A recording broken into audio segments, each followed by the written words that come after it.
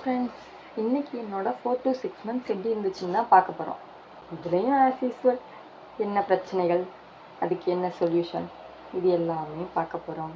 அது மட்டும் இல்லாமல் குழந்தை வளர்ச்சி, குழந்தையோட ஆக்டிவிட்டிஸ், இது எல்லாமே இந்த 4 to 6 monthஸில் தெரிஞ்சிடும், ஃபுல்லாயிரும்.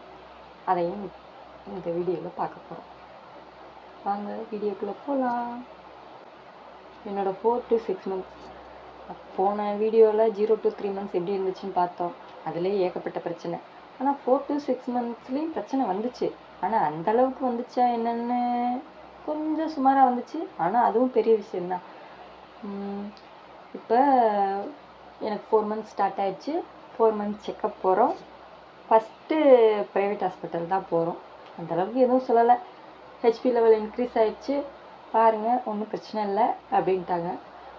இந்த தடவை ப்ரைவேட் ஹாஸ்பிட்டலில் ஒன்றும் சொல்லலை. ஆனால் ஜிஹெச்சில் பார்த்தீங்கன்னா போய் செக்கப் போகிறேன்.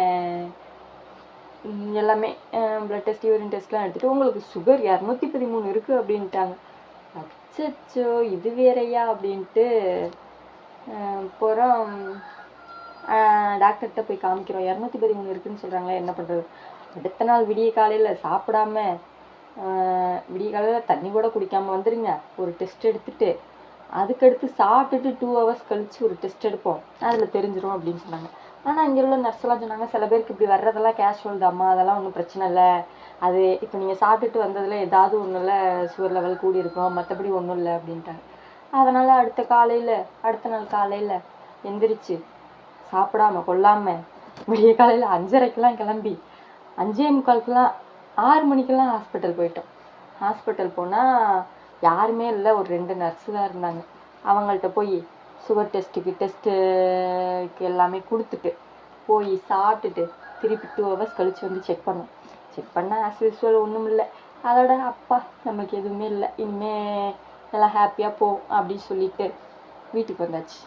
வீட்டுக்கு வந்ததுக்கப்புறம் 5th month எண்டில் ஒரு ஸ்கேன் எடுக்கணும்.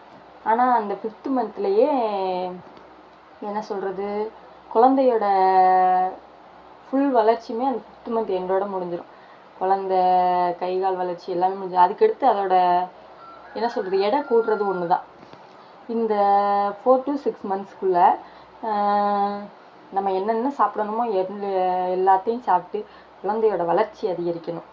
அதுதான் முக்கியமான விஷயம். இது போக போனோம். 5th month முடிஞ்சு நான் 5th monthோட ப்ரைவேட் ஹாஸ்பிட்டலில் பார்க்குறத நிறுத்திட்டேன். நம்மளுக்கு ஒய்யாமல் இங்கேருந்து ட்ராவல் அதிகமாகவே போய்கிட்டு இருக்கு. பக்கத்தில் எந்த ப்ரைவேட் ஹாஸ்பிட்டலுமே எங்களை மாதிரி என்ன சொல்கிறது, டெலிவரிக்கு பார்க்குறவங்க யாருமே கிடையாது. எல்லாமே சும்மா காய்ச்சல் இதுக்குன்னா சின்ன சின்ன ஹாஸ்பிட்டல் இருக்குது. இந்த மாதிரி பார்க்குறதுக்கு எதுவுமே கிடையாது எங்கள் ஊருக்கு பக்கத்தில். நாங்கள் ஒரு அத்திப்பட்டி கிராமம்னே சொல்லலாம். அதனால் இங்கே 1/2 hour ட்ராவலில் ஜிஹெச்சுக்கே போயிட்டு வருவோம். நம்மளுக்கே சும்மா உடம்பு சரியில்லாமல் வருது அப்படின்னு ஒரு பிளானை போட்டு நான் ப்ரைவேட் ஹாஸ்பிட்டல் போகிறத நிறுத்திட்டேன்.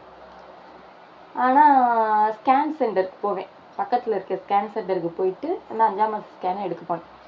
அங்கே 5ஆம் மாத ஸ்கேன் எடுக்க போனால் நம்மளோட குழந்தை எந்த பொசிஷனில் இருக்குது, எப்படி இருக்குன்னு அப்படியே சிஸ்டமில் போட்டு காமிக்கிறாங்க. நானும் பேனும் உட்காந்து பார்த்துக்கிட்டு இருந்தேன். நான் பார்க்கையில என் குழந்தை இந்த மாதிரி ஒரு பொசிஷனில் இருந்துச்சு. நம்மளுக்கு எப்படி இருக்கும் நம்ம குழந்தை அப்படியே நேராக பார்க்கும்போது. அப்புறம் காமிச்சாங்க. கடைசியில் என்ன சொல்லிட்டாங்கன்னா, ரிப்போர்ட்டுக்கு வெயிட் பண்ணுங்கம்மா அப்படின்னாங்க. ரிப்போர்ட்டு வந்ததுக்கப்புறம் குழந்தையோட வெயிட் கம்மியாக இருக்குது, கொஞ்சம் அதனால் ஒன்றும் ப்ராப்ளம் இல்லை, ஆனால் வெயிட்டை கொஞ்சம் இன்க்ரீஸ் பண்ணுங்க அப்படின்னு சொல்லிட்டாங்க. ஆக்சுவலாக இந்த டெலிவரி அப்போ நம்ம ஒரு 12 கிலோ 10 கிலோலேருந்து 12 கிலோ கூடி இருக்கணும். அப்போ தான் டெலிவரிக்கு கஷ்டம் இல்லாமல் இருக்கும். அதோட குழந்தையோட வெயிட் கம்மியாக இருக்குன்னு சொல்லவும் குடுக்குடுன்னு ஜிஹெச்சுக்கு போய் என்ன இப்படி சொல்லிட்டாங்களே அப்படின்னு கேட்டால், நல்லா சாப்பிடுமா, நீ ஏம்மா சாப்பிடவே மாட்டேங்கிற, நல்லா சாப்பிடுமா அப்படின்னு தான் சொல்கிறாங்க. நம்ம சாப்பிட மாட்டேன்னா சொல்கிறோம், நான் சாப்பிட்டுக்கிட்டே தான் இருக்கேன். நம்ம 3 வேளை சாப்பிட்டோம்னா இப்போ 5 வேளை சாப்பிட்ற மாதிரி இருக்குது. சாப்பிட்டுக்கிட்டே தான் இருக்கோம், வெயிட்டு போட மாட்டேங்கிறோம், நம்ம என்ன பண்ண முடியும். அதுக்கப்புறம் வீட்டுக்கு வந்து பசிக்கலைனாலும் சாப்பாடை போட்டு சாப்பிட்றது. கடைசியில் 6th month செக்கப்புக்கு போகிறோம். போனால் இப்போ நம்ம 6th மந்த்னா எத்தனை வீக்ஸ் வரும்? ஒரு 24 to 24 வீக்ஸ் to 26 வீக்ஸ்ன்னு தான் அந்த குழந்தைக்கு இது போடுவாங்க. ஆனால் எனக்கு பார்த்தீங்கன்னா 5 months உள்ள வெயிட் வந்து இந்த 6 months போடுறாங்க. ஏன்னா குழந்தையோட வெயிட் கம்மியாக இருக்கான்.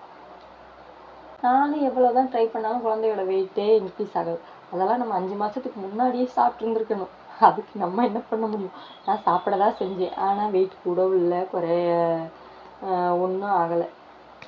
அந்த வெயிட் அந்த 26 வீக்ஸ்னு இருக்க வேண்டிய இடத்துல 24 வீக்ஸ்னு போட்டாங்க, 22 வீக்ஸ்னு போட்டாங்க. 4 to 6 months எப்படி போச்சுன்னே தெரில, கடைன்னு ஓடிடுச்சு. ஆனால் அந்த அளவுக்கு பெரிய ப்ராப்ளம்லாம் இல்லை. இந்த சுகர் லெவலும் இந்த வெயிட் கம்மியாக இருக்கிறது தான்.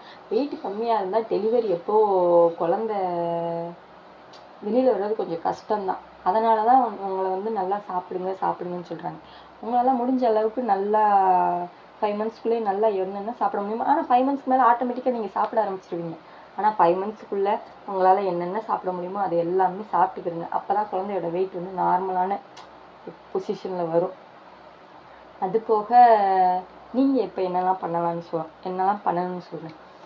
5 months 4 months ஸ்டார்ட் ஆனாலே ஒன் சைடாக படுக்க ஆரம்பிச்சுக்கிறணும். இந்த குப்பரை படுக்கிற வேலையெல்லாம் கிடையாது. முடிஞ்சிருச்சு, சோழி முடிஞ்சிருச்சு நம்மளுக்கு. எனக்கு வந்து இந்த லெஃப்ட் சைடு வந்து ஒரு மாதிரி லைட்டாக ஒரு 4 to 5 months ஸ்டார்ட் ஆனோடனே லைட்டாக ஒரு வலி இருந்துக்கிட்டே இருக்கும். அது எதுக்குன்னு எனக்கு இன்ன வரைக்கும் தெரியல. கேட்டால் குழந்தைக்கு ஸ்டோரேஜ் இடம் பத்தாமல் இருக்குமா, அதனால் அப்படி இருக்கும் உங்களுக்கு அப்படின்ட்டாங்க.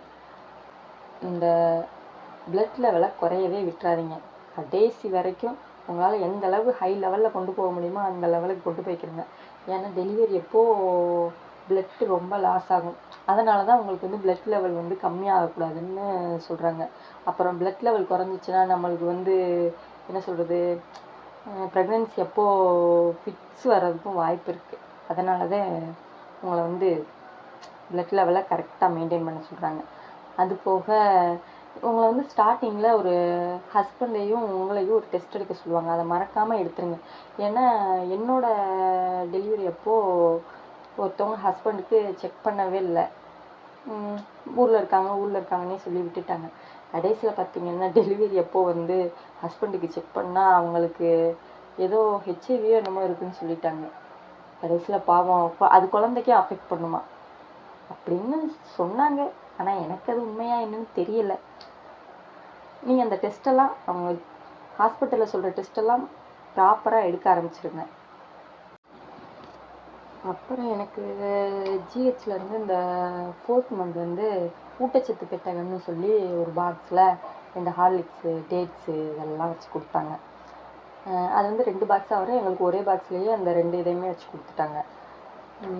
அப்புறம் நீங்கள் வந்து இந்த 4 to 6 monthsக்குள்ளே எவ்வளோ தண்ணி குடிக்க முடியுமோ, உங்களுக்கு அந்த ஏஎஃப்ஐ லெவல், அதாவது வாட்டர் லெவல், உங்கள் ரிப்போர்ட்டில் பார்த்தீங்கன்னா ஏஎஃப்ஐன்னு போட்டிருப்பாங்க. அந்த லெவலை எவ்வளோ இன்க்ரீஸ் பண்ண முடியுமோ அதெல்லாம் 6 monthக்குள்ளேயே இன்க்ரீஸ் பண்ணிடுங்க. அதுக்கடுத்து நீங்கள் 7th monthக்கு மேலே குடிக்கிற ஒவ்வொரு வாட்டருமே சும்மா நார்மலாக யூரினாக போகுமே தவிர உங்களுக்கு வந்து அது போயிட்டு ஸ்டோரேஜாக ஆகாது. வாட்டர் லெவல் வந்து இன்க்ரீஸ் பண்ணாது. ஏன்னா என்னோடய அனுபவத்தில் சொல்கிறேன், அந்த 6th monthக்குள்ளே நீங்கள் குடிக்கிறது தான் உங்களுக்கு வந்து அது இன்க்ரீஸ் ஆகுமே தவிர அதுக்கு மேலே குடிக்கிறதெல்லாம் வந்து சும்மா நார்மல் தான். சும்மா ஸ்கேன் எடுக்கல குடிக்க சொல்கிறதுக்காக மட்டும்தான். மற்றபடி நீங்கள் எவ்வளோ தான் குடித்தாலும் அந்த வாட்டர் லெவல் இன்க்ரீஸ் ஆகாது. நார்மலாக இருக்குமே தவிர இன்க்ரீஸ் ஆகவே ஆகாது. முடிஞ்ச வரைக்கும் குழந்தைய பத்திரமா பார்த்துக்குங்க. சேஃப்டியாக ட்ராவல் பண்ணுங்கள். உங்களால்